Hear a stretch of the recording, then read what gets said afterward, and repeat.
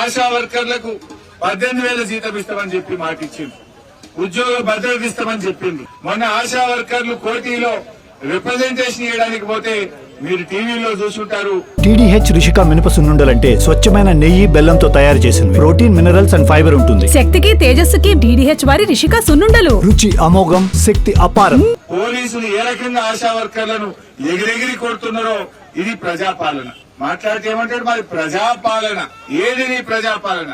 SSA ఉద్యోగులు 14 రోజుల నుంచి వాళ్ళ తల్లిదండ్రులు పిల్లలతో సహా ధర్నాలు చేస్తున్నారు. వంట వార్పు పెట్టుకుని ధర్నాలు చేస్తున్నారు.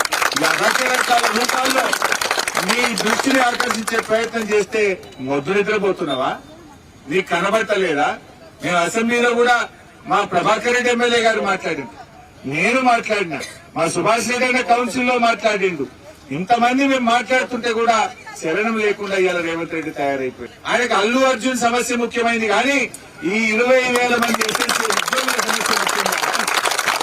అల్లు అర్జున్ గురించి 2 గంటలు మాట్లాడతారు అసెంబ్లీలో, కానీ 20,000 మంది నా అక్క చెల్లెలు, నా అన్నదమ్ములు రోడ్ల మీద ఎండకు వానకు చలికి ధర్నాలు చేసుకుంటే టైం చేస్తున్నారు రేవంత్ రెడ్డి అని అడుగుతా ఉన్నా.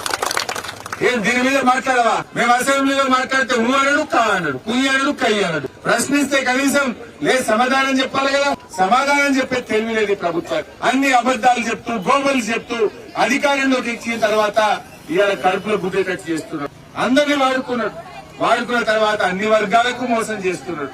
అంగన్వాడీ టీచర్లకు 18,000 వేతనం చేస్తా అని చెప్పిండు. ఉద్యోగ భద్రత ఇస్తా అన్నాడు. రిటైర్ అయితే 2 లక్షలు ఇస్తా అన్నాడు.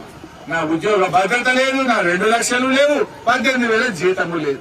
ఇలా అంగన్వాడీ రోడ్డుకి ఎక్కిండ్రు, ఆశా వర్కర్లు రోడ్డుకి ఎక్కిండ్రు, ఆ గిరిజన పాఠశాలలో పనిచేసే CRTలు రోడ్డు మీదకి ఎక్కిండ్రు, నా SSA ఉద్యోగులు రోడ్డు మీదకి ఎక్కిన పరిస్థితి.